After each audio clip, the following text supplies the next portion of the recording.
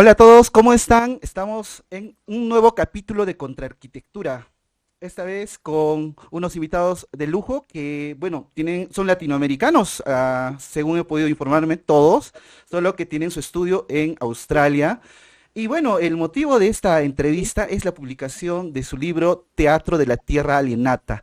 El título es en italiano, así como varias menciones dentro del texto. En realidad el texto es ¿qué podemos llamar? ¿Cómo podría definirlo? No sé, una suerte de hibridación, lateralización de discursos, hacer notar siempre esa diferencia latente en el libro, tanto en el idioma como, por ejemplo, en las referencias. Lo que me sorprendió bastante es que las referencias son suntuosas, son bastante amplias, y digamos, el relato mismo del texto, que vendría a ser una especie de digamos, de práctica literaria, teatral.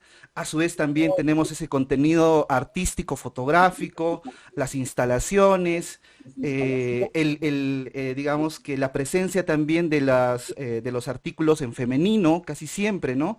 Para hacer notar esa presencia otra de lo femenino que siempre ha tenido ausencia, ¿no? En la literatura, en todos los planos del conocimiento, de las artes. Entonces, bueno, estamos acá con Jorge Valiente, Gonzalo Valiente, creo que son hermanos, ¿verdad? Así es. Con Amaya Sánchez y Miguel Rodríguez. ¿Cómo están? Un gusto tenerlos acá. Gracias por aceptar la invitación. Y, y nada, primero tal vez una ligera conversación que me hablen un poquito así a grandes rasgos de ustedes y para entrar de lleno en el texto. Muy bien, pues si queréis me lanzo yo así, para empezar, para romper el hielo. Como bien dices, bueno, yo creo que nos encanta que nos declares como latinoamericanas, porque, bueno, no he pasado mucho tiempo en Latinoamérica, pero habiendo nacido en la península ibérica, me encanta que alguien me diga que soy latinoamericana, ¿no? Porque en el fondo, pues de alguna manera somos todos una especie de hibridación, ¿no? De todo el conjunto de pueblos que fueron, digamos, cayendo en este asunto de lo latinoamericano a lo largo de siglos de muchas violencias, ¿no? Pero bueno, en realidad Gonzalo, Amaya y yo venimos de Madrid, de la Escuela Técnica Superior de Arquitectura de Madrid, donde ya cuando estábamos acabando nuestros trabajos finales de graduación y de máster de arquitectura, empezamos a trabajar juntas en un espacio en Madrid que resultaba estar en la calle Grandeza, y de ahí viene pues nuestro nombre, Grandeza, un poco irónico, porque la calle en la que trabajábamos tenía como todo vivienda social, vivienda obrera, pero una visual que acababa directamente en el Palacio Real, ¿no?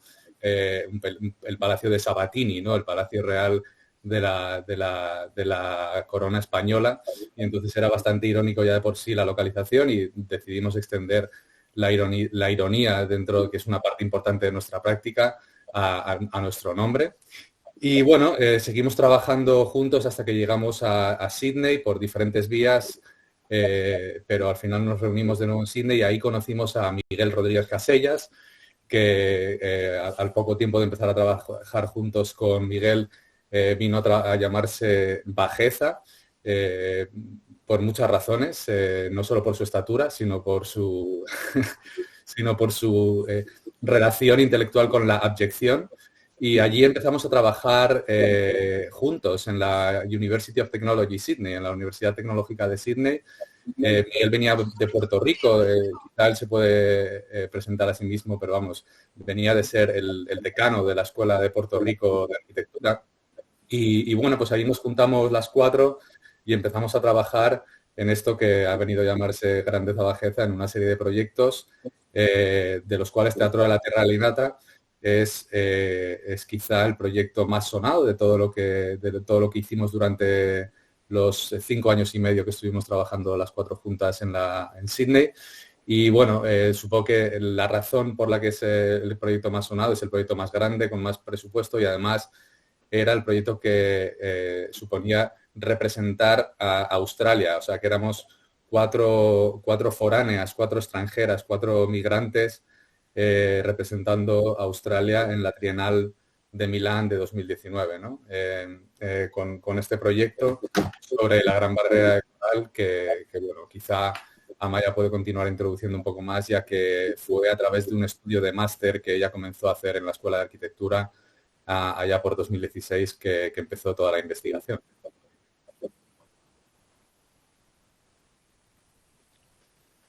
¿Gonzalo? ¿O Amaya? ¿Quién? Amaya, Amaya. Amaya. No sé si queréis seguir por ahí contando un poco la historia del proyecto. No sé, Oliver, si Sí, sí. tenías en No, no, mente no. otros. ¿Sí? No, sí, que termine de presentarse los cuatro y ahí después pasamos al libro. Tal vez un poco Vale. también poniendo acento tal vez en la manera como se conocieron, lo que también es interesante, ¿no? Pues como estaba contando Jorge, algo que tenemos en común las cuatro es que estamos súper involucradas con la pedagogía. Y de alguna manera, para nosotras también este proyecto es un ejemplo de cómo la investigación, nuestras propias inquietudes, nuestra forma de vida se mezcla totalmente con las preguntas que traemos al salón de clase. Y de alguna manera decimos que nos enfangamos con todas estas preguntas, ¿no? Como estaba diciendo Jorge, el hecho de mirar la Gran Barrera de Coral en Australia comenzó en 2016, estaba dirigiendo una unidad de máster en la Escuela de Arquitectura de UTS, en la que los alumnos tenían que mirar a la crisis de la Gran Barrera de Coral, que es el mayor organismo vivo del mundo que ahora mismo está en peligro de muerte, ¿no? Entonces, de alguna manera, Australia es un país que, como bien sabes, si has estado mirando el libro, hasta ahora no ha tomado medidas en contra del cambio climático, por lo menos de la escala necesaria que tiene que tomar para que tenga algún efecto, ¿no? Entonces, mirar la Gran Barrera de Coral era una oportunidad de mirar un espacio, por un lado, de una importancia ecosistémica casi sin igual, pero por otro lado, un espacio simbólico también, ¿no? Entonces hablamos de un territorio alegórico, un territorio al cual podemos mirar y entender muchos de los conflictos que están sucediendo hoy en día, de las violencias y de los retos epistemológicos a los cuales nos enfrentamos. Entonces, este estudio sucedió 2 años antes de hacer el pabellón. Luego hicimos el pabellón las 4, pero también con otros alumnos que habían hecho el estudio, con artistas, con 6 artistas. Se volvió como un momento de intensidad brutal que de alguna manera llevó las preguntas del estudio mucho más lejos y las puso en el centro de un foro internacional. Y luego hubo otra sesión de estudio después del pabellón, que fue la sesión de cierre de estos 3 años de pedagogías en torno a la Gran Barrera de Coral y el rol del diseño en responder a estos retos, ¿no? Un poco eso. Sí, lo de la barrera de coral a mí me sorprendió, yo no tenía conocimiento, de hecho que el libro me cautivó de entrada por eso, el hecho de que una estructura natural de dimensiones tan colosales que según el texto se puede ver incluso desde el espacio exterior, esté pues en este proceso de blanqueamiento y que en alguna medida, bueno, ustedes comentan que las estrellas de mar coronadas, creo, son las, entre comillas, responsables, pero en realidad no lo es tanto porque básicamente sería una especie de chivo expiatorio para no sé, digamos, enmascarar lo que realmente está ocurriendo en el fondo. Ya nos irán hablando de eso. No sé, Miguel, tal vez tú te presentas un poco de dónde eres, cómo llegaste a Australia, cómo los conociste. Sí, muy bien. Yo soy puertorriqueño, o sea que técnicamente sí soy latinoamericano, aunque algunos latinoamericanos dicen que no, dicen que somos norteamericanos. Eso sería un insulto el que me lo diga, pero bueno.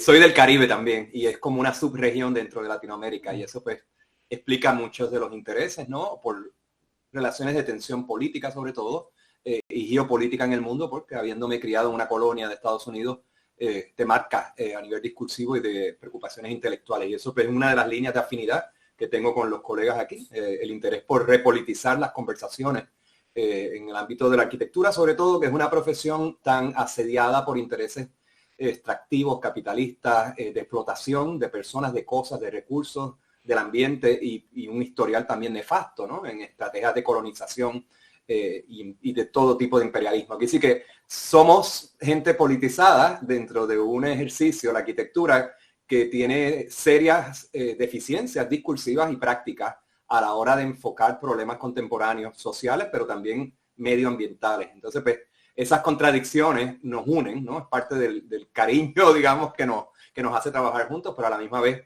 hay un sentido de urgencia en lo que hacemos, que es lo que intentamos hacer, vamos a decirlo así. No hay nada mesiánico aquí en nuestras intenciones. Nos conocimos yo estaba de migrante también, un migrante extraño, porque no hay muchos puertorriqueños no hay muchos puertorriqueños en general, pero de los pocos que hay en Australia, pues soy uno de ellos que terminé allí y tuve la dicha pues de entrar en una relación horizontal con ellos, en una universidad que nos dio el espacio, pero a la misma vez nos puso trabas en muchas instancias. De eso también podríamos hablar, y el libro habla de eso también, de una crítica institucional, porque parte del problema que observamos no es solo que las disciplinas se han vuelto insuficientes para atender muchas crisis del mundo, pero que también los propios organismos institucionales que existen para producir y divulgar conocimiento se hacen cómplices de muchas de las lógicas que criticamos en el texto. Y pues frente a eso, la universidad fue un espacio de posibilidad, pero a la misma vez pues son espacios peligrosos, frágiles, llenos de muchas trampas.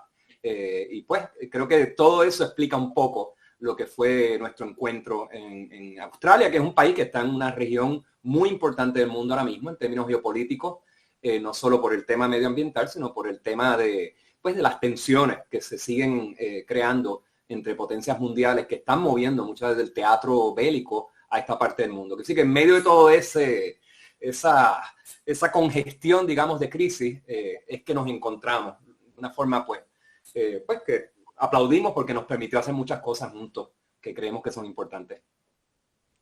Genial, Miguel. Ahora, digamos ya lanzando la primera pregunta y tal vez Gonzalo va a ser el que nos la va a responder y a modo de presentación también. O sea, el primer párrafo, las primeras líneas ya a mí digamos que me generan una cierta duda, ¿no? Duda que va a ir recorriendo el libro, el hecho de este concepto de alienación, bastante conocido pues en el discurso marxista, ¿no? Y visto, de hecho, que tiene una connotación, dentro de ese discurso, una connotación sumamente negativa, ¿no? Entendiendo alienación como la extraviación que sentimos con el trabajo o con el producto de nuestro trabajo, y que según el discurso marxista es algo completamente patológico, ¿no? Que no deberíamos estar distanciados ni extraviados ni de nuestro trabajo, ni del producto de nuestro trabajo, y que deberíamos superar la alienación. Pero ustedes lo encuadran dentro pues de la perspectiva xenofeminista de la autora Bakunin, no me acuerdo ahorita el apellido. ¿Cómo ustedes, no sé si llamar, reterritorializan este concepto, se apropian de este concepto y cómo le dan otro sentido? Gonzalo, un gusto, no sé. Hola. Igual nosotros más que hacerlo participamos del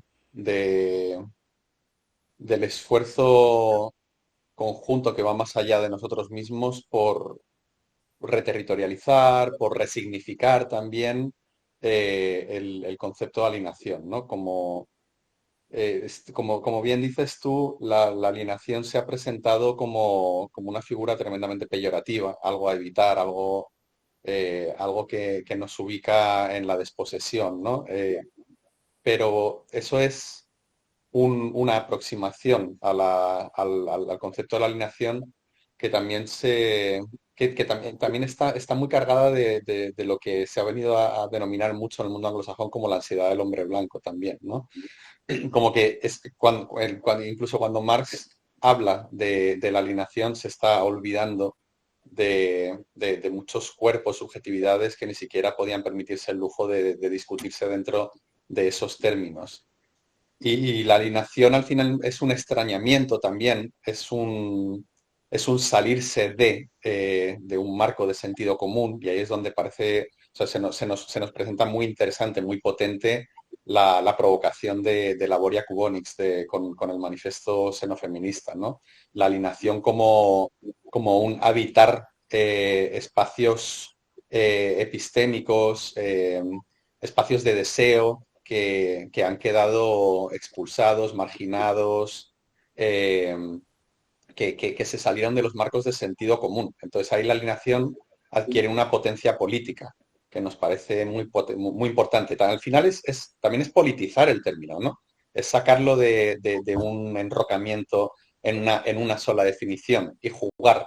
Jugamos mucho también con la terminología, jugamos mucho con el lenguaje en nuestra obra. El lenguaje se convierte en un motor del pensamiento tanto político como creativo, artístico, espacial. Entonces, para también ir contextualizando los conceptos y todo, creo que podemos entrar ahora en el tema de la Gran Barrera de Coral. Yo estoy seguro que mucha, pero mucha gente no conoce lo que está ocurriendo en la Gran Barrera de Coral. No sé si alguno de ustedes nos puede explicar qué es lo que ocurre en la Barrera de Coral, qué es la Barrera de Coral, dónde está ubicada la Barrera de Coral.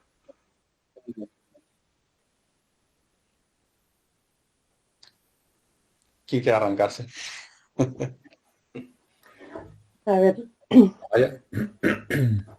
la Gran Barrera de Coral es un ecosistema que está en la costa este de Australia y ocupa creo que era 2.300 kilómetros de longitud tiene, ¿no? Entonces está declarado patrimonio de la UNESCO, fue declarado patrimonio mundial de la UNESCO en los años 80 y de alguna manera eso delimita un marco de supuesta protección, pero sucede en particular la condición o la situación geográfica de la barrera de coral es que enfrente, en la costa, en las zonas de captación de la barrera de coral, se encuentran las mayores minas de carbón de Australia y del mundo, monocultivo de caña de azúcar, que tiene un gran impacto en cuanto a la sedimentación que llega a los ríos y que al final acaba llegando a la Gran Barrera de Coral. Como que hay un despliegue infraestructural de distribución de todo ese carbón, de todo ese mineral. Están ahora mismo desarrollando nuevas explotaciones de fracking que también amenazan con contaminar depósitos de agua subterráneos. Entonces, es un punto en el que se encuentran, por un lado, este ecosistema que es como tan descomunal, ¿no? Frente a toda esta mega infraestructura de extracción y todos los conflictos que esto conlleva, ¿no? Porque al final la población de estos territorios, algunos están concienciados con el cambio climático, algunos están totalmente metidos en las industrias de carbón y dependen de ellas y por lo tanto las defienden, ¿no? Como su forma de vida. Entonces hay el territorio de la Gran Barrera de Coral es básicamente un territorio en batalla, ¿no? Cuando fuimos allí con los alumnos realmente podías percibir, hablando con grupos de activistas, con los propios mineros, con aborígenes o con el líder de una agrupación aborigen del lugar, hablaban de cómo se están produciendo procesos de colonización contemporánea, que continúan de alguna manera gestionando el territorio allí, ¿no? Australia, como sabrás, pues sufrió a través de la colonización un genocidio brutal de las poblaciones locales, un desplazamiento de esas poblaciones, un borrado cultural, y ahora mismo hay como un debate abierto todavía muy incipiente de a quién pertenecen esas tierras y conflictos entre pues poblaciones locales y mineras que continúan expandiendo su actividad, ¿no? Una de las controversias más conocidas es la de la mina de Adani, que es una nueva mina de carbón que iba a ser la más grande de Australia hasta el momento. Al final la redujeron un poco de tamaño, pero que está localizada justo enfrente y que abriría un nuevo puerto de extracción, ¿no? Enfrente de la Gran Barrera de Coral. La amenaza a la cual se enfrenta la barrera de coral, que igual no, era un poco por donde iba tu pregunta, en los últimos años ha sucedido procesos de blanqueamiento masivo, que es un estadio previo a la muerte, es un momento en el que el coral se estresa, expulsa las algas que habitan sus organismos y que les dotan de los colores estos que todos conocemos de los imaginarios del coral, y se quedan en un estado como de fragilidad que de alguna manera puede o volver a recuperar el color, ¿no? O morir. Y entonces, en los últimos años, 2016, 2017 y 2020, ha habido blanqueamientos masivos que han sido vistos desde el espacio, ¿no? O sea, como que la escala de estos procesos, que en teoría son procesos naturales y que llevan sucediendo pues de manera periódica, ahora mismo la escala es mucho mayor y la recurrencia es mucho más frecuente. Entonces, de alguna manera es una forma, el organismo mismo nos está haciendo ver de forma muy clara que hay algo urgente pasando, ¿no? Que hay algo... El rol de las estrellas de mar, si nos pueden comentar. Y las estrellas de mar es un organismo que, como tú decías, lo ponemos como chivo expiatorio, ¿no? Porque hay muchas noticias acusando a la Gran Barrera de Coral de la muerte o sea, acusando a la corona de espinas, la estrella de mar corona de espinas, de la muerte de la Gran Barrera de Coral, porque este animal se alimenta de coral. Entonces, según va avanzando, fagocita coral y ahora está considerado como plaga. Pero lo que pasa es que este animal se reproduce y multiplica infinitamente con las condiciones que los humanos estamos creando. Las condiciones de aumento de la temperatura del agua, aumento de la acidificación y del sedimento que viene de toda esa agricultura extensiva de caña de azúcar. Entonces, por un lado, se utiliza como este animal maligno que está comiéndose a los pobres corales indefensos, pero por otro lado es la propia actividad humana la que causa su multiplicación. En torno a los dispositivos, bueno, a este nuevo, digamos, esta nueva época en la que estamos viviendo, donde estamos pasando de la biopolítica y estamos entrando en cuestiones necropolíticas, donde o sea, ya no es cuestión de hacer vivir y dejar morir, sino, como ustedes también señalan, de una especie de burocratización de la muerte o administración, o sea, ya matar directamente. En este sentido, matar la tierra, matar los bosques amazónicos o matar la Gran Barrera de Coral.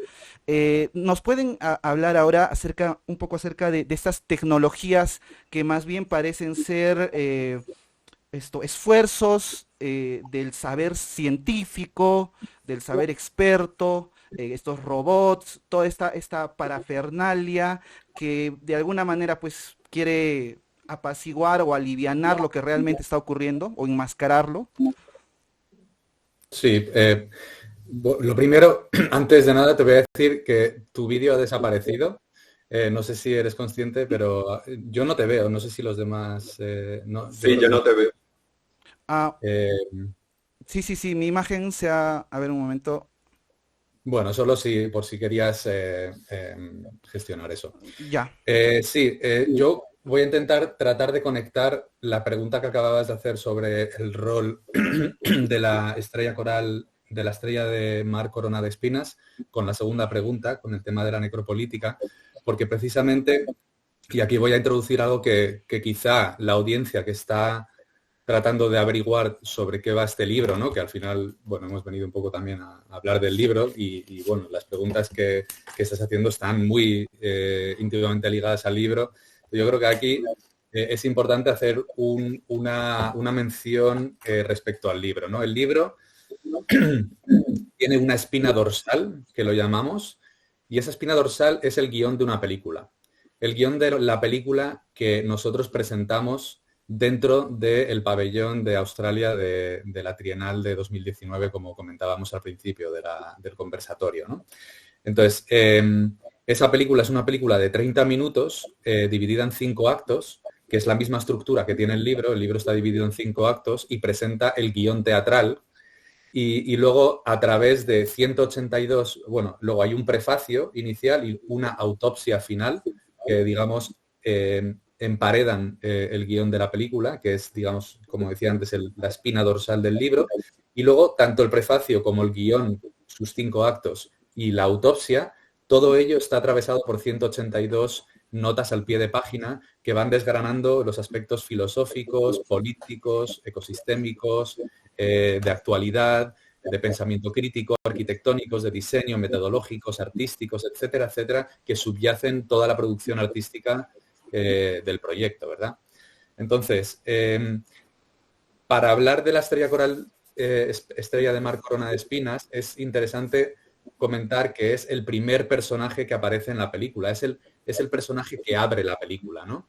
Y es un personaje que aglutina muchas metáforas en su subjetivación, ¿no? Digamos que por un lado está la culpa del pecado original casi, ¿no? O sea, de hecho, la estrella de mar corona de espinas ya trae de por sí el lenguaje bíblico, ¿no? El lenguaje católico de la corona de espinas de Jesucristo, ¿no?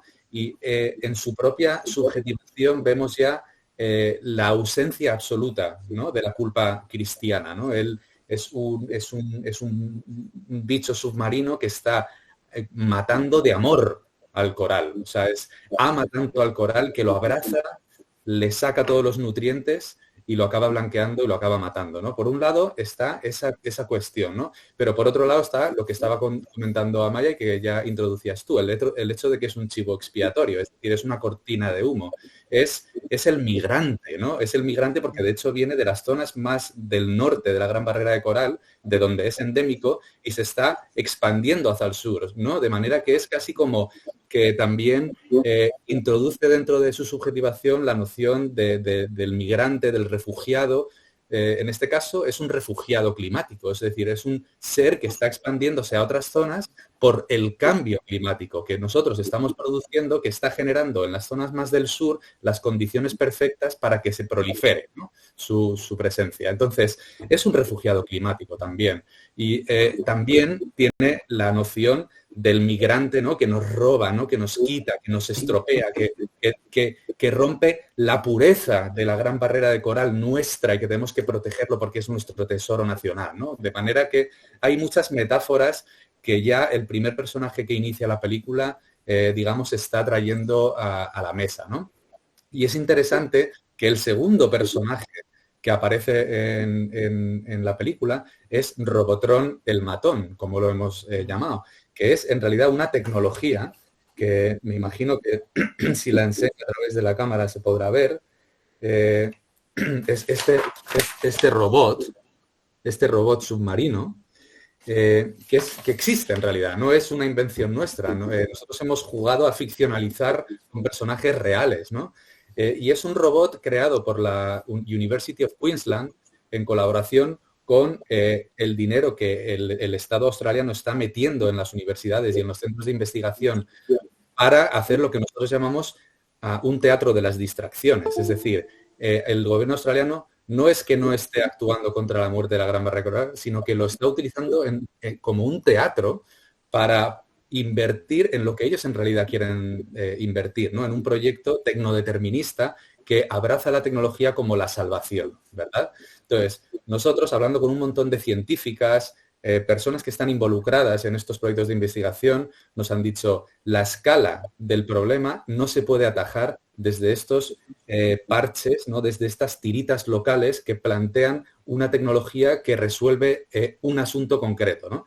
En concreto, este robot que comentábamos es un robot que está dotado de una inteligencia artificial y de unas tecnologías de guerra, realmente de monitorización, detección y eliminación, que se encarga de navegar autónomamente las aguas de la Gran Barrera Coral en busca de estas estrellas para asesinarlas. Pero no solo es este robot, también son manadas de voluntarios humanos que van a hacer una especie de turismo asesino o necropolítico, que se juntan grupos de 10, 15, 20, 50 personas que van a hacer expediciones submarinas con sus equipaciones, con su traje de como la submarina, que es otra de las personajes de nuestro libro, para asesinar masivamente, ¿no? Para llevar a cabo actos de eliminación masiva, ¿no? De estrellas de mar corona de espinas. Entonces yo creo que ya, digamos, los dos personajes, por un lado tenemos la necropolítica de un Estado destruyendo la Gran Barrera de Coral por la inacción, como leía, como decía Mark Wigley y Colomina en el libro de Are We Human, cuando presentaron la Bienal, la destrucción, ¿no? el neglect, el rechazo, la negación, la muerte por inacción también está diseñada, ¿no? También es diseño. Entonces, por un lado hay un diseño de eso, por otro lado hay una cantidad brutal de diseño tecnológico para crear este teatro de las distracciones que Amaya está mostrando en la pantalla, cuyo objetivo es mantener viva la esperanza del pueblo australiano de que el gobierno está haciendo algo, cuando en realidad lo único que está haciendo es un teatrillo tecnológico. Y por otro lado está eso, el dar muerte. ¿A quién se le da muerte y a quién se le da vida? ¿Cuáles son los cuerpos dignos de luto y cuáles son los cuerpos que no son dignos de luto, ¿no? ¿Cuáles son los cuerpos que debemos proteger ante las inclemencias de la muerte o de la degradación de las condiciones de vida? Y cuáles no, que es básicamente la pregunta de Judith Butler con los Ungrievable Bodies, ¿no? Entonces, todas estas preguntas, digamos, subyacen desde muy desde el inicio de la película para traer el asunto político, necropolítico y geopolítico, ¿no? Que hay detrás de todo esto, y la corrupción también. En una parte del texto, en la página 86, señalan lo siguiente, ¿no? Y cito: no entiendo por qué carajos defendéis a un puñado de avariciosos plutócratas que monopolizan las riquezas que nos niegan, tanto a nosotros como a mí, con los que crean sus paraísos privados, mientras a vosotros, ¿qué os dejan? El infierno, la destrucción del planeta y hasta la mera posibilidad de vivir en él. ¿Quién imagina estas acciones? De hecho, ¿no? O sea, estas polaridades que cada vez parece que se intensifican más en el sentido de crear estas arquitecturas del placer hedonistas al 1000%, carísimas, que acumulan tanto, pero tanto dinero, pero por el otro lado, o sea, si se intensifica tanto un tipo de vida, un tipo de arquitectura, un tipo de placer, tiene que haber, pues, tienen que existir las bajas, tiene que matarse a ciertas entidades humanas o no humanas, naturales. ¿Qué nos puedes decir de esto, tal vez tú, Miguel, respecto también a estos datos que a mí me han causado tanta preocupación? Por ejemplo, también las polaridades entre el hambre en el mundo, ¿no? Millones y millones de personas, creo que son 720 a 811 millones de personas que sufren de hambre, por un lado, ¿no? Por el otro lado, la cantidad de obesos que hay tanto en Estados Unidos, en Europa y en Australia, y estas polaridades que se gestionan justo a partir de esta burocratización de la muerte, ¿no? La necropolítica. Sí, lo que señalas es un problema matemático que el libro comenta en las notas y de manera metafórica, quizás alegórica, en el guión mismo y hay varios estratos aquí del problema, digamos, matemático. El primero es una contradicción clara. Por un lado, se nos dice que desde la visión neoliberal, muy fiel y obediente a los mercados y a la ciencia que analiza el comportamiento económico de los países, de que existe una matemática que exige eliminar personal, que exige explotar recursos que no deberíamos explotar, pero hay que hacerlo porque hay un mandato matemático que nos dice que hay que hacerlo. Y de momento la vida entera se ha sometido a la dictadura de las métricas y de los expertos que aseguran desde la ciencia, hay que decirlo, que las cosas tienen que hacerse de tal manera, de una forma inevitable, y a eso nosotros y muchos otros llaman el régimen postpolítico, donde las decisiones que antes se deliberaban dentro, pues, de un contexto, sí, objetivo, de información, pero también de discreción, dependiendo del interés que están siendo representados y la discusión política de las cosas. Ese tipo de gobierno ha sido desplazado por un gobierno de expertos que supuestamente son fieles a la métrica, a la matemática, al determinismo de la ciencia de análisis que hemos elevado casi con una categoría de Dios. Eso por un lado. Por el otro lado, esos mismos sectores conservadores, neoliberales, incondicionales de las explotaciones de cuerpos, de ambiente, de materias primas y demás, y del extractivismo severo y patológico, esos mismos cuerpos nos están diciendo que no, que el cambio climático pues realmente es una narrativa y que existen otras narrativas. Entonces los científicos les están diciendo con los propios instrumentos matemáticos que dicen que se usan para determinar políticas financieras, los científicos están diciéndoles, mira, hay un problema, es un problema sistémico y no se resuelve con tecnologías puntuales, se resuelve con un cambio de paradigma a varios niveles. Pero entonces a esas voces, tan científicas y matemáticas como las otras, a esas no las escuchamos. Entonces ahí es que uno se da cuenta que el problema no es un problema de no entender, de no tener la matemática adecuada, de no tener la ciencia para resolver muchos de nuestros problemas, de distribuir la comida para que no haya tanto obesos o tanta hambre en el mundo, no. Es un problema político. Y el libro, hasta cierto punto, aunque introduce mucha información objetiva, no reniega de la presencia de la ciencia y del expertise en áreas específicas, el libro reintroduce la necesidad de repolitizar estas conversaciones y de quitar, o sea, despatologizar el concepto de lo político, que también en muchos lugares, incluyendo en la academia, se ha empezado a usar como si fuera un problema. Y venimos de una tradición latinoamericana donde lo político inmediatamente se usa como un problema. Y se habla incluso de despolitizar como algo bueno. Como, no, es que hay que despolitizar la discusión. Nuestra intención en el libro es lo contrario. No. La discusión es política y sencillamente lo que hacemos es visibilizar lo que nos parece que es un hecho que necesita ser llevado de la conciencia, digamos, que a la acción. O sea, no es un libro activista en el sentido tradicional de que queremos estimular unos comportamientos políticos. No, es un libro que pide que se eleve la discusión al espacio político al que pertenece.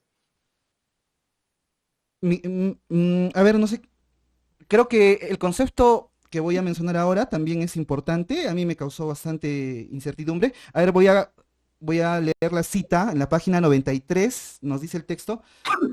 Cada lenguaje emergente en la representación arquitectónica es objeto de cautela disciplinar y escepticismo, frente a las demandas de certeza y afirmación positivista que siguen dominando el campo.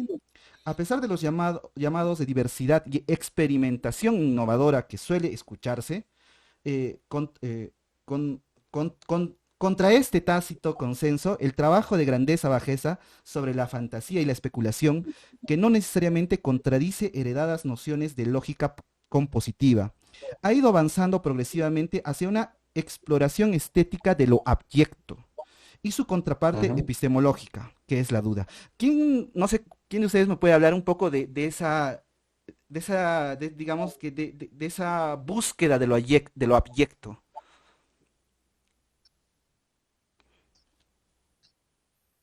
No, yo creo que esa búsqueda del abyecto ha sido un apartado que nos ha unido tanto desde un plano intelectual como desde un plano de lo subconsciente, digamos, de los motores deseantes, de casi deseos frustrados también, ¿no? Que operan en todas las esferas de la vida, pero que cuando, cuando operamos desde ese espacio que nos unió, que es el de la arquitectura, en particular trabajamos en las escuelas de arquitectura, eh, vimos cómo ya no solo desde un plano individual, sino también en un apartado político, hay todo un registro de estéticas, de lecturas, de miradas, que de manera sistemática, y ahí yo me referiría otra vez a lo que Miguel hablaba del determinismo, quedaban ubicadas fuera de lo pragmático. Y lo pragmático, obviamente, es una noción también secuestrada, que no tiene definiciones únicas, pero que se instrumentaliza de una manera al mismo tiempo muy potente, muy burda, dentro de los escenarios de debate sobre la disciplina arquitectónica. Entonces, nosotros durante todo el tiempo que estuvimos colaborando en el marco de la misma universidad, exploramos mucho cómo traer al centro de un sentido común, digamos, como crear un sentido común alternativo que retase ese sentido común hegemónico que miraba también al futuro, y porque lo hacemos nosotros mucho, imaginamos futuro, digamos, pero lo hacía asumiendo que hay una inmovilidad de, de ciertas lógicas, ¿no? Por ejemplo, el retorno a la lectura dura de la arquitectura como edificio, la mirada a futuro del proyecto arquitectura-ciudad desde la resiliencia, o sea, aceptar que los cambios políticos, medioambientales que vienen son inevitables y que lo único que podemos hacer es adaptarnos a ellos desde una especie de suficiencia barra supervivencia, ¿no? Y es lo que hay y tenemos que acomodarnos y hacer lo que podamos. No hay un abordaje de estos temas que digan, ya, bien, eso es todo el tema de los cambios bruscos, políticos, medioambientales, están ahí, pero ¿por qué están ahí? ¿Cómo podemos abordarlos desde la imaginación? ¿Cómo podemos generar imaginarios de coexistencia radicalmente diferentes a los que nos están conduciendo a estos escenarios, ¿no? Entonces, todas esas cosas nos llevaron también a unos darnos cuenta, otros lo tenían ya más vivido, pero a ver y a jugar también con el hecho de que toda nuestra mirada se presentaba como profundamente abyecta, incómoda, sucia, casi violenta, diría, y se manifestó muchas veces para lo que Jonathan Crary llama los perros guardianes del conocimiento, ¿no? Y en este caso los perros guardianes de la disciplina, que se sienten tremendamente incomodados ante gestos tan tontos como la exploración del exceso, el retorno a discutir el ornamento como una figura central al debate de la arquitectura, la teatralidad más allá de la materialidad, por ejemplo. Y bueno, eso en el plano de como más duro y más central de lo que la hegemonía en el mundo de la arquitectura ha llamado como ha venido a llamar como el centro de la disciplina, ¿no? Es otro tema que también podríamos discutir, qué es el centro, por qué es el centro. Pero también eso opera desde planos que a nosotros siempre nos han interesado mucho, que van más allá de esa lectura limitada de la disciplina, ¿no? O sea, planos políticos, planos estéticos, planos artísticos, planos poéticos, filosóficos, que nos gusta combinar haciendo casi como cócteles de guerra, pero son cócteles de guerra simbólicos, son pura performatividad, son pura ficción que a mucha gente se le presentan como indigeribles, como decía antes, como violencias que les desgarran. Entonces ahí todo eso se manifiestan como figuras abyectas que enseguida generan reacciones alérgicas y voluntad de expulsión. Bueno, no es extraño que de hecho los cuatro formamos parte de una escuela de arquitectura y ninguno de los cuatro formamos parte de esa escuela de arquitectura en este momento. Lo que yo entiendo por todo lo que comentas es, digamos que la arquitectura tiene o presenta una especie de núcleo duro, estético, funcional, el cual no se deja, digamos, intervenir por discursos laterales, como podrían ser, por ejemplo, las arquitecturas vernáculas, el ornamento, como bien señalas, la historia de la arquitectura, etcétera. Y ese algo abyecto vendría a ser ese algo expulsado, porque al parecer la arquitectura se ha inmunizado pues de demasiados recursos que podrían, entre comillas, bueno, no entre comillas, que podrían o deberían integrarse. Va por ahí más o menos la reflexión, ¿no? Del objeto, aquello expulsado de la arquitectura. Pero, pero igual más allá de integrarse, no sé, a mí me gusta pensar un poco en la línea de la provocación que propone Paul Preciado en el último libro que publicó, el de Soy un monstruo que os habla, cuando habla de la crisis epistémica del presente como la evidencia de un cambio de paradigma. Entonces ahí él, de alguna manera, dice, este cambio de paradigma es lo que es inevitable, ¿no? Me gusta mucho esa provocación porque le hace una inversión al discurso de la inevitabilidad, el discurso neoliberal de la inevitabilidad que dice, bueno, el cambio climático es inevitable, el capitalismo es inevitable, acomodémonos a esto, por ejemplo, ¿no? Y la disciplina arquitectónica, de alguna manera, ante el giro epistémico que propone Preciado, que es el que dice que lo abyecto, la minoría, en términos deleucianos, entendida como potencia revolucionaria, está poco a poco haciéndose más grande y, por tanto, más intolerable para quienes estuvieron manteniendo las líneas de sentido hegemónicas. Empieza a generar lo que Preciado llama un enrocamiento epistémico, ¿no? Una reacción dura, violenta de esa, pues por ejemplo, en el plano político, de esa extrema derecha, bolsonarista, trumpista, Morrison en Australia, en España, Vox, en Europa, un montón de formaciones neofascistas y discursos fascistas que empiezan a ser incluso o sea, ya tolerados, celebrados, pero que de alguna manera se pueden leer y ojalá debamos y ojalá estemos en lo cierto leyéndolos como evidencias de que lo que se está muriendo se está resistiendo agónicamente, ¿no? Y está haciendo como sus últimos coletazos. Entonces ahí, no sé, lo que veíamos era un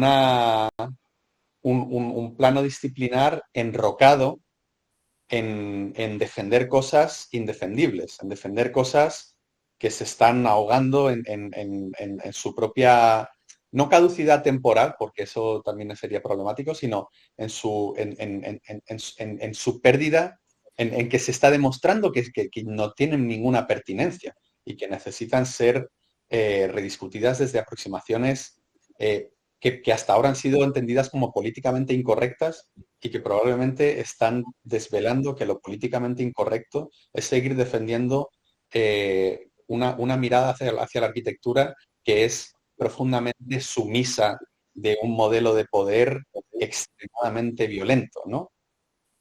Yo creo además, solo para añadir un comentario, que no se trata solo de la arquitectura. Yo creo que se trata digamos, un paradigma epistemológico occidental, capitalista, colonial, heteronormativo, que impregna todas las disciplinas.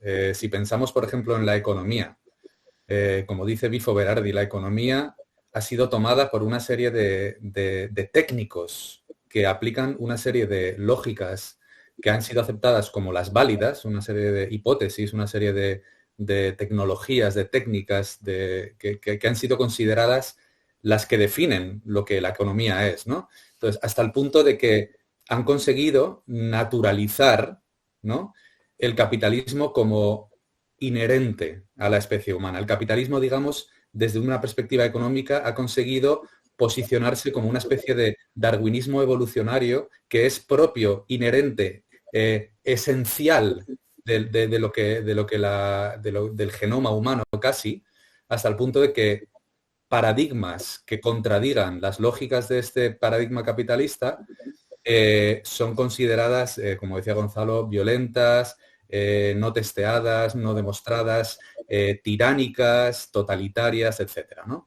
Entonces, yo creo que es un conjunto de epistemológico con una inercia brutal, como estaba diciendo, heterocolonial, capitalista, etcétera, que impregna todas las disciplinas y la arquitectura también. Entonces, todas las disciplinas, digamos, que en su proceso de adaptación a este marco epistemológico, a este paradigma, han tratado de convertirse en útiles haciendo que el paradigma que está en crisis, como dice Paul Preciado, funcione, ¿no? Es como arreglar. Es como hablábamos antes de los de las tiritas locales, los parches locales, es como las disciplinas se han encargado de conseguir que ese paradigma funcione, que ese paradigma continúe, ¿no? Entonces, cualquier cambio que ponga en cuestión que eso deba continuar, por ejemplo, la lógica del crecimiento, ¿no? El capitalismo depende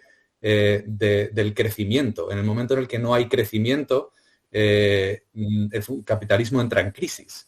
Pues en el momento en el que se pone sobre la mesa esa contradicción de la necesidad de crecer en un momento en el que hemos descubierto los efectos que esa lógica tiene, ¿no? Esa lógica extractivista y expansivista tiene sobre el entorno común que habitamos, que de momento es la Tierra, pues entonces eso supone un problema que es considerado violencia, ¿no? Que es considerado abyección, ¿no? Entonces, lo que dice Paul Preciado es que, retomando Thomas Kuhn, que es digamos uno de los grandes estudiosos de los paradigmas y de los cambios de paradigma, decía que paradójicamente cuando un paradigma entra en crisis, normalmente, como decía Gonzalo, se enroca epistemológicamente la mayoría de las actividades humanas y discursivas hasta el punto de que no generan respuestas lúcidas, ¿no? Y las respuestas lúcidas en este momento, y yo creo que esto tiene que ver con el tipo de práctica o el tipo de aproximación que tenemos nosotros, no solo a la arquitectura, sino a la política y a las artes, es de romper, es de mostrar la grieta. La grieta está ahí.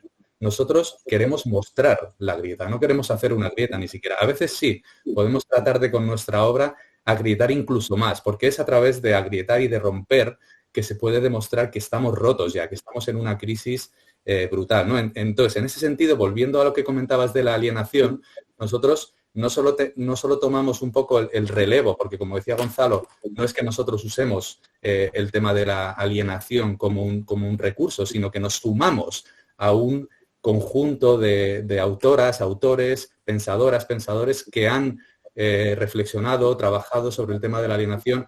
Y otro muy importante es Bertolt Brecht, que ya en el siglo XX se dio cuenta de que el teatro era un instrumento, era un instrumento de apaciguación de las masas, ¿no? O sea, digamos que hablaba del teatro aristotélico, que era el teatro de la catarsis, el teatro de ir al teatro a meterte en otro mundo que está tan construido artificialmente que eres capaz de creerte, lo que te metes dentro, ¿no? Ese es el proceso que llamaban la catarsis. Y lo que hace Bertolt Brecht es decir, no, el teatro se tiene que convertir en una máquina en la que el espectador sea consciente de la construcción de la ficción, de manera que sea capaz de activar un pensamiento crítico con respecto a esta construcción de la ficción e incluso darse cuenta a través de ese proceso de la ficción con la cual está construida la realidad, ¿no? Rompiendo así un poco la dicotomía realidad-ficción y dándonos cuenta de que la realidad también es ficción, ¿no? Y en eso ya entramos en el plano de Paul B. Preciado de la desidentificación, ¿no? Desidentificarnos para ser capaces de construir nuevas ficciones políticas, ¿no? Porque seamos como seamos queer, hetero, nacionalistas, internacionalistas, indígenas, todos son construcciones y son ficciones políticas que decidimos habitar y a veces no somos ni conscientes de que las estamos habitando, ¿no? Entonces, yo creo que un poco el acto de la alienación es trabajar la representación de la arquitectura y de las artes, porque también digamos que nos desidentificamos como arquitectos para poder identificarnos como cineastas, como escritores, como artistas, como filósofas, etcétera, ¿no? Entonces, yo creo que la alienación viene en ese momento de tratar de romper y demostrar las fisuras que están ahí, ¿no? Las fisuras de un marco epistemológico, de un paradigma que está en profunda crisis, ¿no? ¿Puedo añadir algo rapidito? Claro, Miguel. Que sí, o sea, coincido obviamente con todo lo que estamos diciendo acá, pero hay un momento también donde el distanciarse de ese status quo, de ese centro, es también una oportunidad de refundación. O sea, estoy de acuerdo, no solo nos interesa la destrucción de algo que ya está moribundo, pero también nos interesa o sea, lanzarle una pregunta a la arquitectura y a su discursividad. O sea, ¿qué quiere ser la arquitectura como discurso y como disciplina? ¿Quiere ser parte de ese cuerpo moribundo que está dando los últimos aleteos, que está en agonía, o queremos ser parte de un nuevo cuerpo que apueste nuevamente a la vida. Porque si ese cuerpo está agonizando, porque precisamente ha apostado a la necropolítica y a la desaparición y a la negación y a la irresponsabilidad, pues entendemos que el acto más prudente, incluso éticamente responsable, es la distancia, es la ruptura, es la desidentificación. O sea que sí, nos interesa acrecentar esa destrucción, acelerar la distancia e incluso contribuir a imaginar ese nuevo cuerpo, ese nuevo lugar que posiblemente va a tener integraciones, hibridaciones y muchas de las características que pues desde nuestro proyecto de la imaginación tratamos de poner sobre la mesa y de que nuestros lectores o el público, nuestras audiencias coparticipen de ese momento de creación. O sea que sí, estoy de acuerdo, pero es importante hablar de la refundación. O sea, la arquitectura, si decide quedarse con ese cuerpo moribundo y ser parte de la caspa, va a desaparecer. Y ya se empieza a ver incluso la irrelevancia de su presencia en muchísimos lugares en donde se toman las decisiones sobre el mundo y sobre la vida. Si la arquitectura quiere tener una nueva vida y apostar a la vida, tiene que distanciarse de sí misma y de muchos de sus legados nefastos y de sus prácticas contemporáneas incluso. Sin embargo, yo voy a ver, añadir Amaya, continúa. Amaya, solo un continúa. comentario breve ya para cerrar la pregunta anterior y continuar con lo que estaba diciendo Miguel. Planteamos este proyecto como un secuestro múltiple. O sea, hablamos de un secuestro en relación a conceptos de soberanía del territorio de la Gran Barrera de Coral, pero también hablamos de un secuestro de las tecnologías que ahora están al servicio de la necropolítica. Y lo que estamos haciendo a través de este proyecto también es un secuestro de las herramientas tradicionales de la arquitectura que han estado sumisas al servicio de ese proyecto productivista, explotador, colonial y muchas veces incluso fascista. O sea, todos estamos de alguna manera no renunciando a esas técnicas, metodologías y tecnologías, sino redirigiéndolas para construir, ya que la arquitectura tiene esa capacidad de construir imaginarios sociales, ecológicos y espaciales, para imaginar una desviación, ¿no? Y de alguna manera ese secuestro está alineado con la postura de la Boria Kubonix también, ¿no? Que habla de que la tecnología no es necesariamente progresiva, sino que es una herramienta que puede ser parte del cambio. Y la arquitectura y todas sus tecnologías, de alguna manera, no es que consideremos que haya que negarlas, sino secuestrarlas, apropiarse para reconducirlas, ¿no? Ante ese panorama de inmunitario, como diría Roberto Espósito, donde el sistema hegemónico se ha blindado para poder crear una narrativa tan sólida y tan dura, y poder pues desterrar cualquier tipo de discurso disruptivo con ese núcleo, ¿no? Ante ese panorama, tanto en el plano arquitectónico, económico, político, legal, etcétera, porque está en todos los niveles, ustedes nos hablan de una ralentización, ¿no? De un compartir también, de una ética incluso. ¿Nos pueden hablar de esta ralentización, de este compartir, de esta ética que proponen, ¿no? Para romper un poco, o para transformar o cambiar de paradigma, porque ya esta es ya una parte propositiva de ustedes. Yo creo que de alguna manera esto tiene relación con el comentario que, bueno, es una pregunta bastante amplia, pero el comentario que acabo de hacer tiene relación con este tema, ¿no? Porque el discurso de crecimiento, por ejemplo, que estamos viendo que es tan necesario, por ejemplo, en relación a la deriva del cambio climático, que es cada vez más evidente, pero también es interesante ver que, y esto también forma parte del manifiesto xenofeminista, que no podemos asumir que todas las regiones del planeta tienen que adscribirse a ese proyecto de decrecimiento, porque algunas partes del planeta ni siquiera tienen cubiertas necesidades básicas, ¿no? Entonces se habla de una redistribución de velocidades y de una concatenación de esfuerzos específicos que tengan, por un lado, un entendimiento universalista en el sentido de que hay una serie de retos globales a los cuales nos enfrentamos, pero también que tengan la capacidad de adaptarse a las condiciones específicas de cada uno de los lugares, ¿no?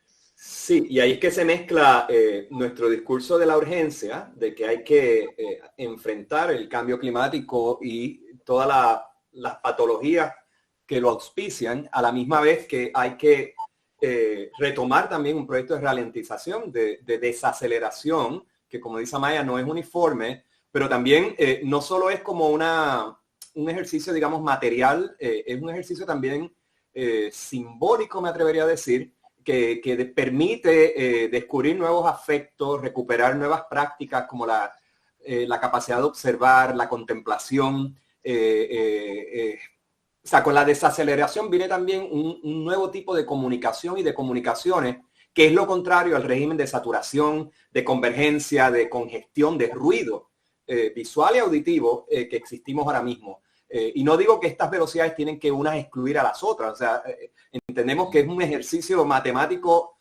a pensar, ¿no? Colectivamente, pero sí nos interesa esa mezcla entre la urgencia, cierta prisa que es necesaria, sobre todo por regresar a una discusión política, combinada con una desaceleración intencional y con todas las oportunidades simbólicas, afectivas, epistemológicas que esa desaceleración trae o traería. Y solo por añadir un pequeño matiz que creo que es importante a lo que Amaya y Miguel dicen, que estoy absolutamente de acuerdo. Estamos, bueno, es que este tema lo hemos hablado mucho las cuatro, entonces yo creo que tenemos como unas líneas comunes muy importantes.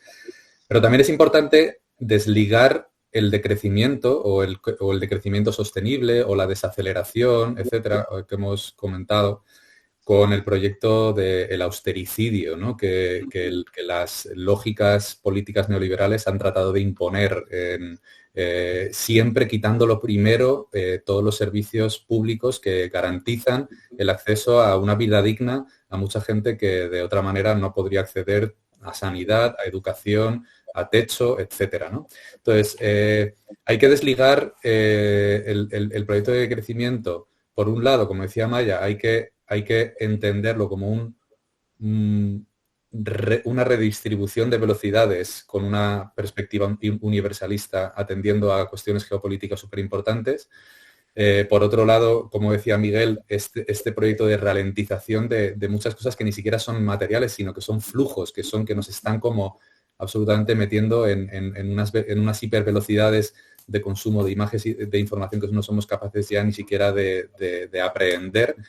Pero por otro lado, atender a qué cosas se pueden ralentizar o qué cosas se pueden reducir, se pueden eliminar y qué cosas deberíamos ensalzar, enfatizar o aumentar, ¿no? Porque venimos de un lugar en el que existe una especie de digamos, austeridad del gesto, en el que cualquier forma de exageración, autorrepresentación de las ficciones políticas, como estábamos comentando antes, que supone ruido, ¿no? Para la neutralidad, digamos, blanca, supremacista, que entiende como la etiqueta como una cuestión universal y todo lo que se sale de ello es ruido, es desagradable, ¿no?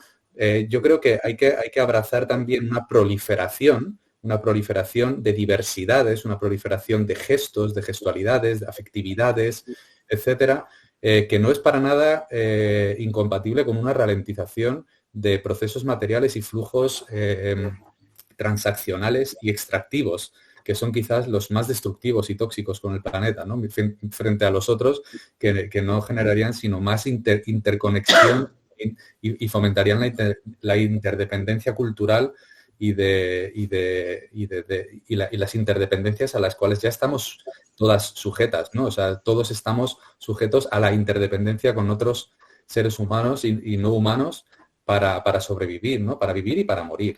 O sea, es que ni siquiera morimos solas, morimos también abrazados y cuidados por otras personas y por otras tecnologías, por qué no decirlo, ¿no? O sea, yo creo que la ralentización y la desaceleración tiene que desligarse del proyecto austericida, ¿no? que el proyecto neoliberal ha tratado de implantar, por ejemplo, en Europa, ¿no? Desde la crisis de 2007.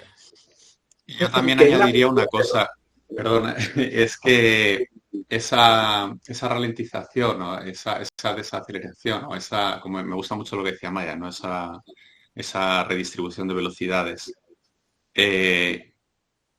Nosotros también la hemos estado trabajando desde un cuidado tremendo de no caer en retroutopias, ¿no? En nostalgias por velocidades o por epistemologías o maneras de ser y pensar de otros tiempos, como otros tiempos pasados eran mejores, hay que recuperarlos, porque todo tiempo has tenido unas violencias inmensas, ¿no? O sea, y todo tiempo probablemente las tendrá. Entonces es una cuestión de mantenerse alerta siempre con cómo la violencia estructural se mete por las rendijas y en este caso, en nuestro tiempo, se mete por unas rendijas que nos cuesta mucho discernir, ¿no? Es una violencia muy que combina manifestaciones macro, hiperviolentas con manifestaciones súper sutiles, ¿no?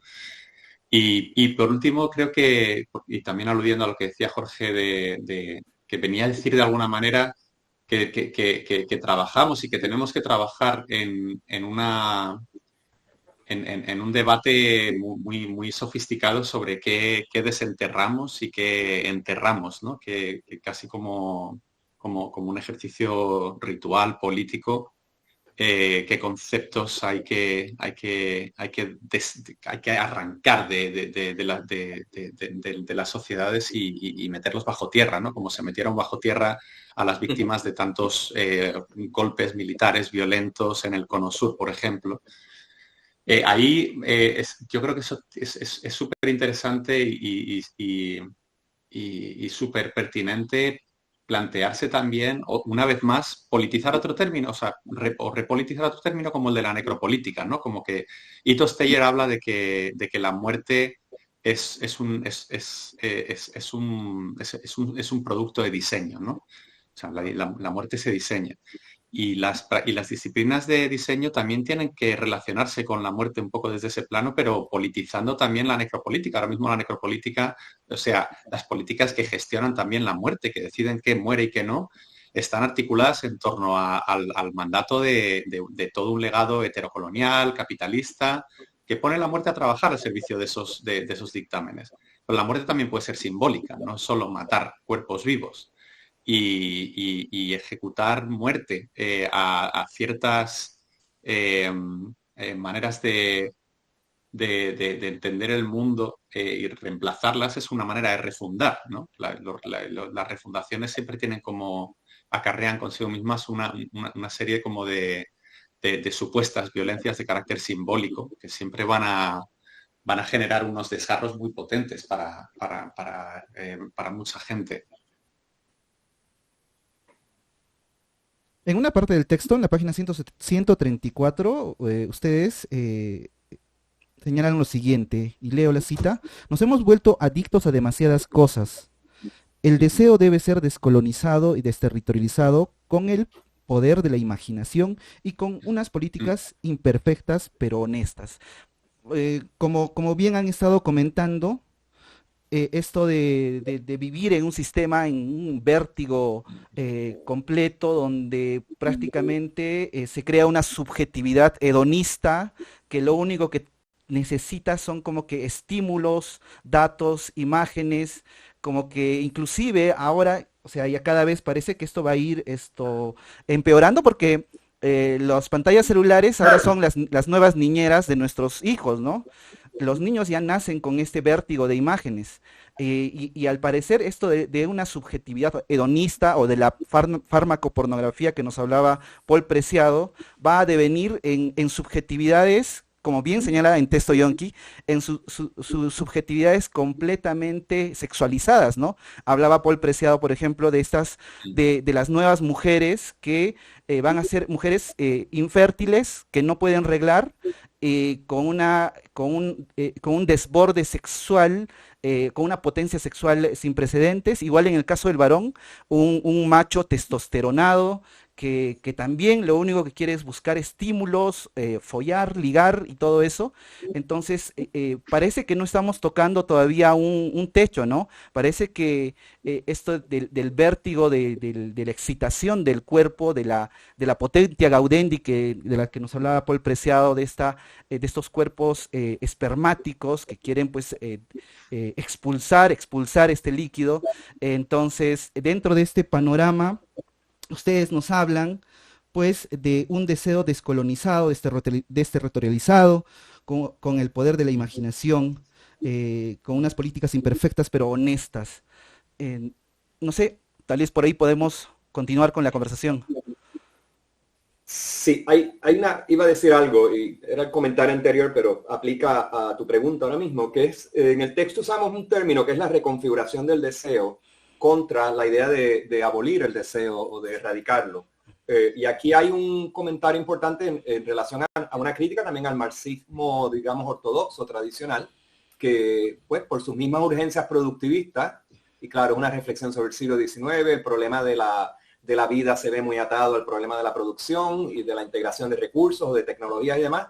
Entendemos que ese pecado original, me voy a permitir el término hablando de Marx aquí, se arrastra también en mucha izquierda progresista contemporánea que todavía ve con malos ojos el deseo, el desbordamiento, el exceso incluso, y lo demoniza. Nosotros nos distanciamos de esa línea porque nos parece primero que se parece demasiado a las medidas de austeridad de los expertos neoliberales, como mencionó Jorge hace un rato, pero también porque entendemos, y aquí hay también un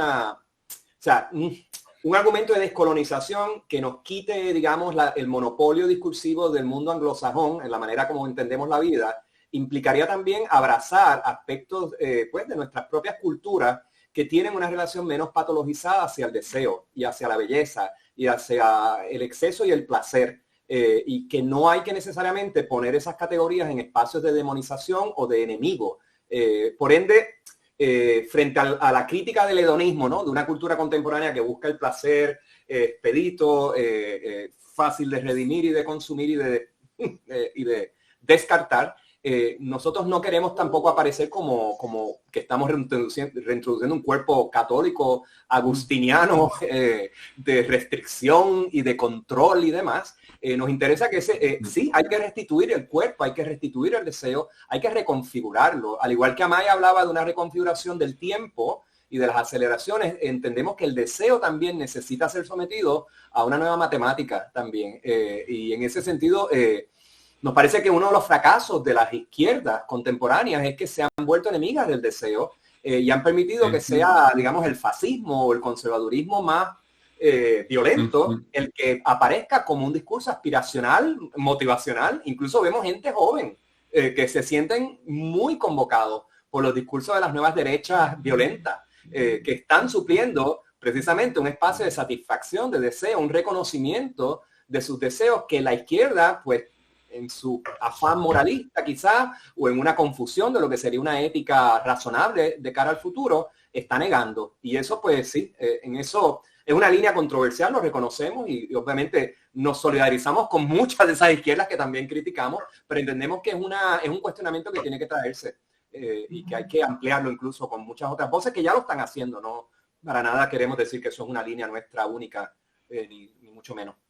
Lo comentaba porque como bien señalas, no se vaya a confundir, digamos, su propuesta con una especie de nueva, no sé, una especie de nueva moralización del cuerpo y cosas así, porque el comentario o la crítica creo que va al hecho de que la hegemonía, o sea, los aparatos discursivos, tecnológicos, lo que van a lograr es que la subjetividad solamente tenga que anclarse en esa zona genital que ya conocemos, ¿no? Esa dicotomía pene-vagina.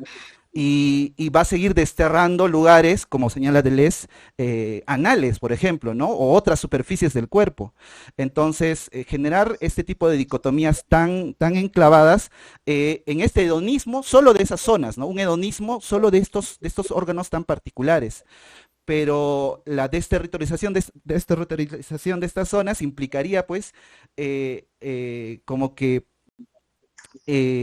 salirnos un poco de este paradigma y de estas tecnologías para encontrar otras zonas del cuerpo, no tanto la moralización, obviamente que no, o sea, se puede, digamos, intensificar el cuerpo, como señalaba Paul Preciado en Manifiesto Contrasexual de los grupos sadomasoquistas, ¿no? Cómo reutilizaron ciertos artefactos que en el siglo XIX utilizó la Iglesia para someter a los cuerpos, ¿no?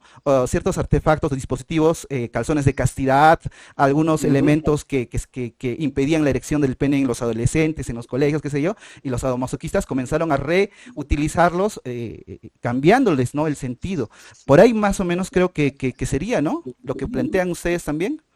Bueno, esto me recuerda mucho a lo que comentaba Maya de tomar, ¿no? Secuestrar las herramientas de la arquitectura, que son también quizá más relacionadas a la biopolítica del clero y de la Iglesia del siglo XIX, y retomarlas como un instrumento para la construcción de placer y de nuevos imaginarios, ¿no? O sea, yo creo que en ese sentido tiene mucho que ver con lo que comentaba Maya hace un momento. Y yo creo que al final el cuerpo y el deseo es un campo de batalla, ¿no? Ahora mismo seguimos enfrentándonos desafortunadamente a batallas que creíamos que ya estaban conquistadas, por lo menos en el mundo occidental, en términos, por ejemplo, al derecho al aborto, ¿no? O sea, se demuestra que no podemos dar por sentado que existe un progreso, ¿no? Y una de las críticas que hacemos también en el libro al concepto de la alienación de Marx, que comentaba también Jorge al principio de la conversación, es que tiene, y Gonzalo también, que tiene carencias no solo de clase, sino que también deja de lado los cuerpos también deseantes, pero no considerados deseantes tradicionalmente, de los migrantes, de las mujeres, ¿no? Y de todos los sujetos que se salen de esa figura central del hombre blanco heterosexual. Hay un referente súper importante que traemos también en el libro, que es Silvia Federici, y que construye una crítica muy sofisticada de esas carencias de la teoría de Marx, y que habla de cómo el capitalismo se funda a través de un proceso, de un proyecto de producción, pero también un proyecto de reproducción. Y que en la fundación de ese proyecto capitalista, durante la Edad Media, ¿no?, en esa transición de la Edad Media hacia el Renacimiento, cuando los campesinos son expropiados de sus tierras comunales y se introduce la propiedad privada, las mujeres son perseguidas cuando no están sometidas al proceso de reproducción, ¿no? Y se produce una persecución masiva de quema, lo que conocemos como la quema de brujas, ¿no? Miles de mujeres quemadas en las plazas, en los espacios públicos de las ciudades, como un acto de enrocamiento epistémico para perseguir a cualquier mujer que no quiera crear una familia nuclear o tener hijos que de alguna manera permitan generar a los soldados necesarios para conquistar lo que se llamaba como el Nuevo Mundo, ¿no?, el proyecto colonial. Entonces, en ese momento de la historia que Federici rescata como un momento crucial para entender la contemporaneidad, es un momento en el que el cuerpo se entiende como una máquina, ¿no? Es el principio de la ciencia, es el principio del entendimiento del cuerpo como una máquina, pero también es el momento en el que se entiende el cuerpo de la mujer como una máquina reproductiva. Lo que estamos hablando aquí es de una alienación del proyecto productivo y del proyecto reproductivo, ¿no?, como una manera de emancipación de esas lógicas de productividad a las cuales sometemos nuestros propios cuerpos, pero también el territorio, ¿no? Esto es multiescalar. Un poco y ya yo... para terminar la crítica sobre el tema de la alienación, decir que la alienación de Marx, volviendo casi como al origen, porque hemos hablado de Laboria Cubonix, hemos hablado sobre cómo nosotras mismas aproximamos esta cuestión y cómo Bertolt Brecht lo hizo a través del teatro épico. Me gustaría ya volver casi a Marx, ¿no?, que construye la noción de la alienación como bien decía Julie Ver al principio de la conversación, como una separación, un extrañamiento a través de la alienación que se produce en el trabajador de el producto que fabrica o que produce, ¿no? De su propia producción y, por tanto, de su propia esencia humana, ¿no? Hay que recalcar, como volviendo como a la raíz un poco del asunto, que esa noción de la alienación de la propia esencia humana viene de una lectura hegeliana esencialista sobre cuál es la esencia humana, que viene también de una filosofía europea, colonial, heteropatriarcal, etcétera, que también hay que cuestionar, ¿no? O sea, no es ya Marx, sino de dónde viene Marx, de qué linaje nos viene Marx a hablar de la alienación, ¿no? Y creemos que es muy importante también ya no solo luchar contra esta posible moralización del discurso que estabas trayendo, Juliver, que es muy importante, sino también con un proceso que estamos viendo que se está produciendo también en escuelas de arquitectura, en exhibiciones de arte, etcétera, de una reesencialización de lo natural, de lo reproductivo, de lo que es ser mujer, de lo que es ser hombre, de la masculinidad, la feminidad, lo natural. De lo vernáculo. La comunidad. Lo natural separado de lo artificial, etcétera, etcétera. O sea, creo que estamos como parte de ese proceso de enrocamiento epistémico que trata de combatir la crisis, no desde aceptar que estamos en una profunda crisis epistemológica y aprovecharla como un momento de potencia, sino como tratando de atar de nuevo los pedazos y recomponer una especie de nueva normalidad. Estamos viendo un retorno a una esencialización, ¿no? Lo que decía Gonzalo antes, que tiene mucho que ver con esto, ¿no? La retrotopia del neoruralismo, ¿no? De tendencias que ven en una especie de vuelta a la esencia de la humanidad, una especie de salvación, ¿no? Que es también muy peligrosa. En ese sentido, hay que estar muy atentos y ser finos en identificar qué cosas que pueden ser seductoras en un primer momento pueden ser tremendamente peligrosas o excluyentes o herramientas de desposesión, etcétera, etcétera, ¿no? Lo que decía Maya me parece muy importante recalcarlo de nuevo, es decir, hay que cuestionar un entendimiento, no me sale ahora la palabra, pero un entendimiento finalista, ¿no? Que entiende como que al fin y al cabo el ser humano va a tender hacia el progreso, ¿no? Porque yo he escuchado a lo largo de mi vida tantas veces decir a gente, joder, cuán anticuado nos parecerá dentro de 200 años cuando se hable de que todavía se estaba cuestionando si el aborto debía ser un acto libre que decidiera la mujer en su entera libertad de autodeterminación de su cuerpo o no. O cuán anticuado nos parecerá que la homosexualidad el lesbianismo o el transgénero estuviera mal visto o perseguido, ¿no? En ciertos países.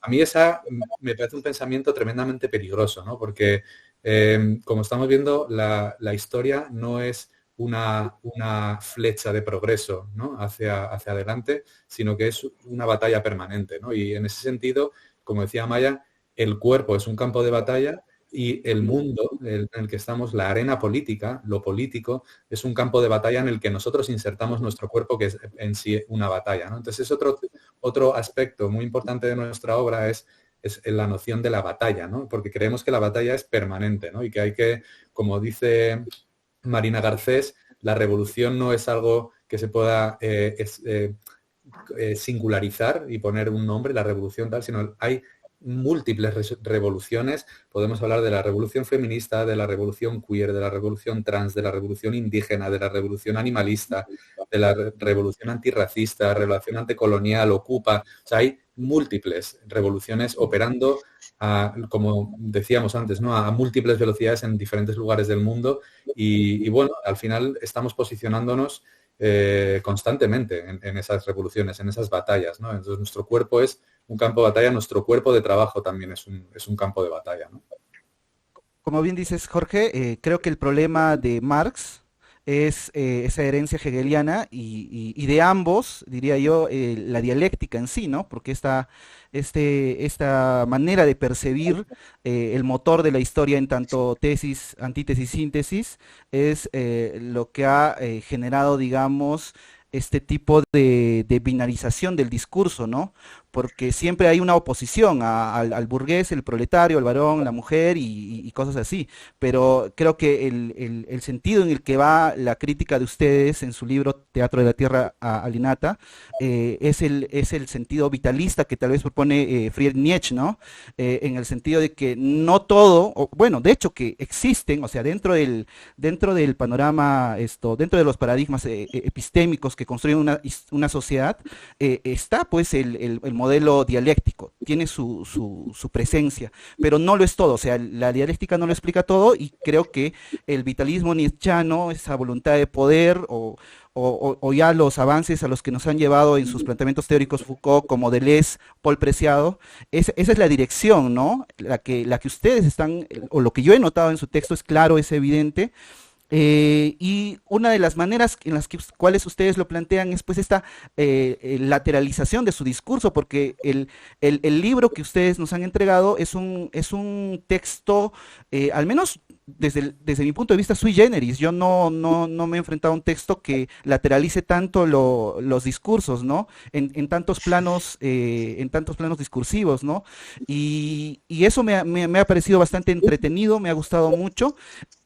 Por último, quisiera que nos comenten un poco acerca de esta proposición indecente, ¿no? Porque esta manera de lateralizar el discurso es también integrar a personas que, entre comillas, al parecer no tienen nada que ver, ¿no? Con las preocupaciones que tienen, digamos, lo político. Porque lo que más se suele alejar de lo político es lo estético, a los artistas. O sea, como si lo estético y lo político estuvieran en una polaridad absoluta, y no es así, y ustedes nos lo muestran al integrar dentro de este proyecto a algunos artistas mediante esta proposición indecente. No sé, coméntenos por favor acerca de esto.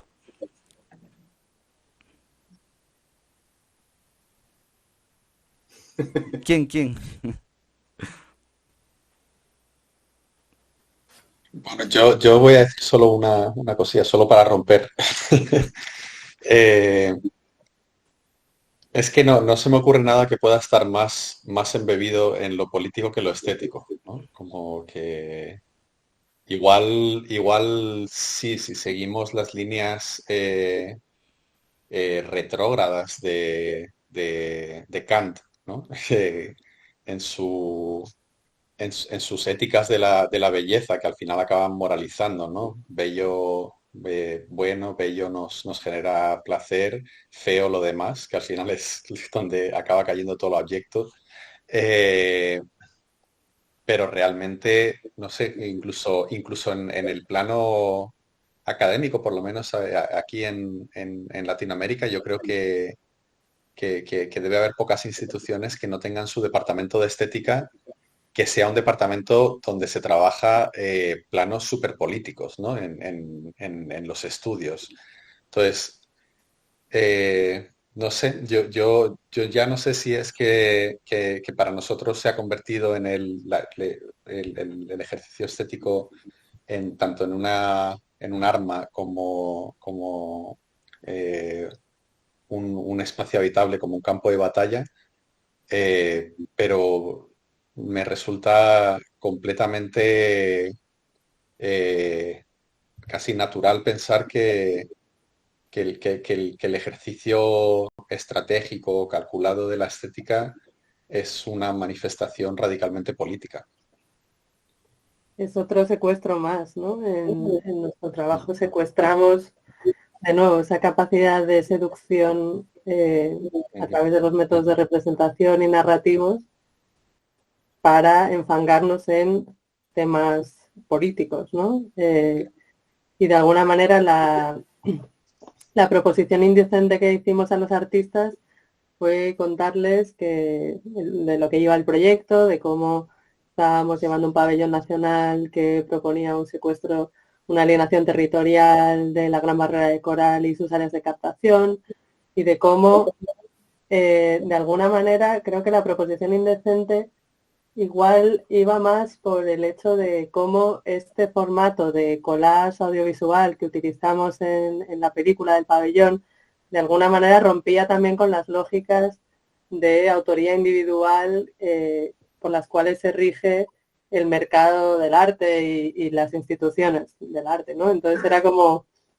una manera también de desidentificarse de su propia construcción narrativa como artista y dejarse mezclar, infectar, resignificar y desviar a través de esas interacciones con el trabajo que hicimos nosotros, que hicieron los estudiantes y como en la construcción de este collage. Y en ese sentido es indecente porque cuestiona las lógicas de validación y capitalización de su propia producción y desvía un poco, algunos de estos artistas desde este proyecto han continuado trabajando únicamente en colectivo, ¿no? Y como que se han enganchado a estas lógicas de profanación de la autoría individual, pero precisamente nos acercamos a estos artistas porque utilizaban la estética como una herramienta política. Y ese el de tema una manera muy intensa en su trabajo también. el tema también o sea, porque como ustedes bien señalan, el tema curatorial dentro del discurso artístico, específicamente hablando, es un tema de poner en valor, poner en presencia impoluta, digamos, la obra del artista. Organizarla, qué sé yo, ponerle un orden, una secuencia, pero no hay mayor cruce, digamos, ¿no? Mayor crítica. Ustedes hablan de una contracuraduría o algo así, no me acuerdo el concepto. No sé. Sí, Sí, dale, Miguel, dale. No, iba a decir que todo está atado al concepto de lateralización que tú introduces, Julie, que me parece pertinente a la hora de discutir lo que hacemos. O sea, si la arquitectura, entre sus nuevos esencialismos, está el de enfatizar la solución, la práctica como solución, como un proyecto de solución, y a eso le llamamos el solucionismo, que viene con todos estos esencialismos que están resurgiendo de nuevo.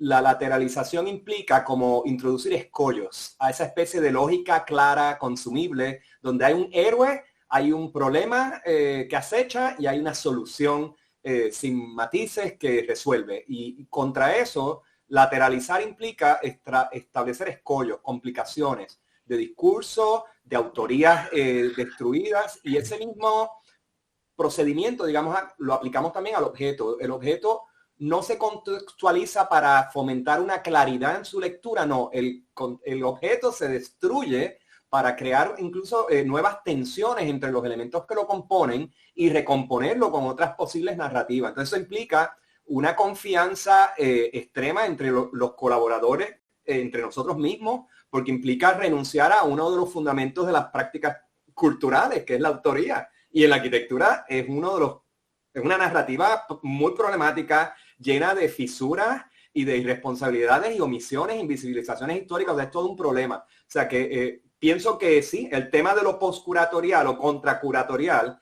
y la lateralización discursiva son escollos que intencionalmente introducimos al proceso contra esa insistencia en las claridades. La claridad de autor, la claridad de la solución. Nos parece que es un problema muy grande de la discursividad de arquitectura y de la práctica contemporánea. Sí, es un gesto también incluso contra archivista, ¿no? Contra la lógica del archivo, que también ha criticado Ariela Aisa Azuley en su libro Potential Histories, Historias Potenciales, ¿no? En el que habla de el archivo como una relación entre el archivo como arquitectura y el archivo como acción de archivar, catalogar, taxonomizar y organizar, ¿no? Lo vivo y lo no vivo, ¿no? Todo de manera que pueda ser entendido y consumido y conocido, ¿no? De alguna manera. Entonces es un también gesto tremendamente contraarchivista, ¿no? Contracolonial en ese aspecto.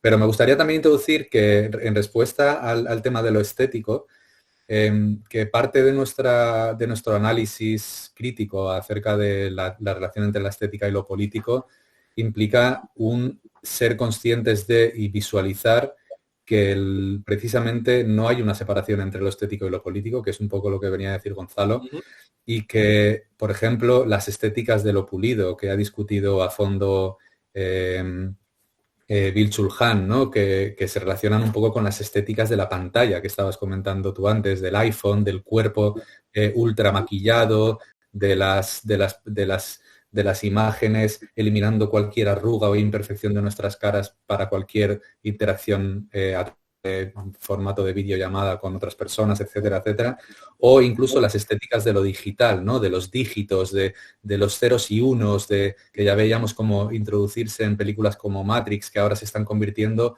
en el paradigma de lo smart, ¿no? De la smart city, de las smart technologies, de todo, que no dejan de ser estéticas que fomentan el paradigma del proyecto de optimización capitalista, ¿no? Y que es un proyecto tecnopositivista y tecnodeterminista, ¿no? Y que se vincula también al solucionismo, ¿no? Del que hablábamos antes, ¿no? De todas esas disciplinas tratando de poner soluciones a las brechas del capitalismo en lugar de poner en cuestión el capitalismo en crisis, ¿no? Todos estos paradigmas estéticos son tremendamente políticos, ¿no? Nosotros estamos planteando a través de gestos estéticos propuestas políticas disonantes, disidentes, contrarias a estos paradigmas, ¿no? Que ponen en cuestión estos paradigmas, pero no pensamos en absoluto que lo estético esté separado de lo político. Incluso también rechazamos la idea de que lo político es lo que nosotros hacemos, ¿no? Porque también se ha tachado mucho lo que hacemos nosotros de político, ¿no? Pero cuando alguien está introduciendo en una universidad un máster con estudiantes para enseñarles a diseñar smart cities, eso no se considera político, y eso es político, ¿no? Porque el problema es que el capitalismo se ha naturalizado hasta el punto de que se entiende como normal, que se entiende como tecnología, o se entiende como tecnología avanzada, o se entiende como urbanismo, o se entiende como, ¿no? Entonces, estas propuestas, ya sea diseñar smart cities con los estudiantes o diseñar arquitecturas de realidad aumentada, etcétera, etcétera, estos son propuestas que son tremendamente políticas, ¿no? Y lo que nosotros también hacemos o tratamos de hacer a través de nuestra práctica es mostrar que esto no es normal y natural y esencial de la especie humana. Esto es también parte de un proyecto político y también tiene sus propias estéticas, ¿no? Sí, yo solo quería añadir un pequeño matiz con el tema de- de lo que mencionaba Miguel, de que también la estética por la que apostamos, tanto la estética como la discursiva, diría yo, no permite lecturas fáciles, no permite identificaciones, taxonomizaciones directas de qué hacemos, quiénes somos, qué decimos, cómo lo contamos. Tiene mucho que ver con lo que hablabas antes, Juliver, del deseo, porque el deseo, de alguna manera, no es solamente un deseo que se manifiesta en forma digamos, de cópula sexual, ¿no? O sea, el deseo alberga, o sea, abarca unos registros súper amplios y quizá lo que se plantea también es en esa complejidad, en esa formación de pliegues que contienen contenido, de desdoblamientos, de velos que se desvelan al mismo tiempo, aparece también una apuesta por la despornificación casi, ¿no? Del deseo, una reerotización del deseo, que no se plantea desde un plano moral o de desexualización, es diferente la desexualización de la despornificación, ¿no? Entonces, es la pornificación de la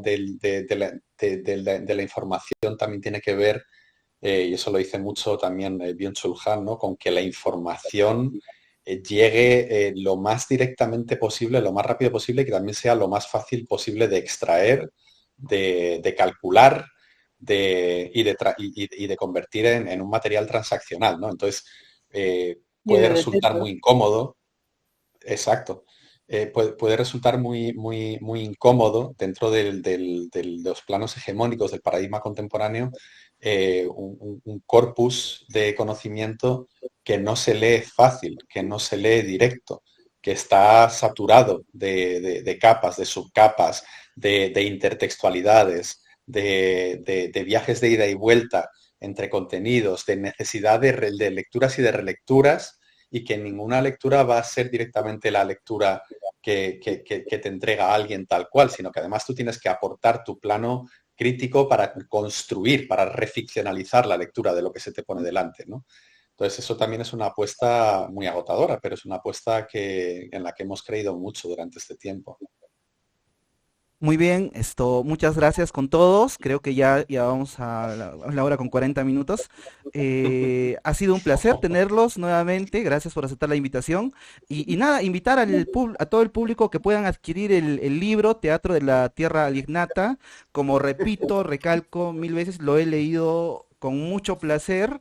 Es un objeto, yo diría más que un libro, es una especie de objeto estético, artístico, teatral, un guión de teatro, filosófico, etcétera, periodístico también por momentos, y les va a gustar mucho. Las reflexiones también les van a sacar de cuadro. A mí me ha encantado la parte, me ha asombrado esto que ocurría en la barrera de coral, no lo sabía. Yo vivo más acá en Sudamérica, yo vivo muy cerca de la Amazonía de Perú y de Brasil, y también he podido evidenciar mucho de lo que ustedes plantean dentro de este texto. Bueno, en fin, ¿cómo pueden adquirir el libro las personas de Latinoamérica en general? Eh, no sé, comprarlo Eh, por algún medio digital, no sé. en la página web de Bartelbus, eh, yo creo que envían a todo el mundo. Sí, Sí. Sí, simplemente escribir Teatro de la Terra Alienata en Google y te llevará Mm, a las primeras, una de las 2 o 3 primeras páginas es la página web de la editorial ya, ya. que envía el libro a todo el mundo. Luego Se llama también Bartelbus. está la librería, Mm. ¿es Alma Negra, puede ser? Hay dos librerías en Chile que tienen copias ahora mismo, que son la tienda de la editorial Dos Tercios en Concepción y la librería Alma Negra en Santiago. Pero aún así es quizá incluso más económico comprarlo directamente a la editorial, yo diría. Ya, exacto. Exacto. Entonces, no sé, las palabras finales como despedida, por favor. Y ya culminamos. Que No, muchas pues nada, gracias. muchas gracias Gracias, por la sí. invitación. Yo creo que ya hemos dicho tantas cosas Que, que no sé cómo cerrar, pero vamos, muchas gracias por la invitación y es un placer estar aquí en Contraarquitectura, ¿no? Un canal subversivo también, ¿no? De alguna manera, que trata de mirar desde la arquitectura con otras perspectivas al mundo contemporáneo y bueno, es interesante como empezar a estar conectados en redes universales, ¿no? En las que puede estar pasando esto en Perú mientras nosotros estábamos en la universidad escribiendo sobre esto, ¿no? Es como que es importante que estemos en contacto de alguna manera, ¿no? sí, definitivamente no perder el contacto y si alguna vez están por acá, por Perú, y poder encontrarnos, tomarnos un café y conversar más y poder hacer tal vez proyectos en conjunto más adelante.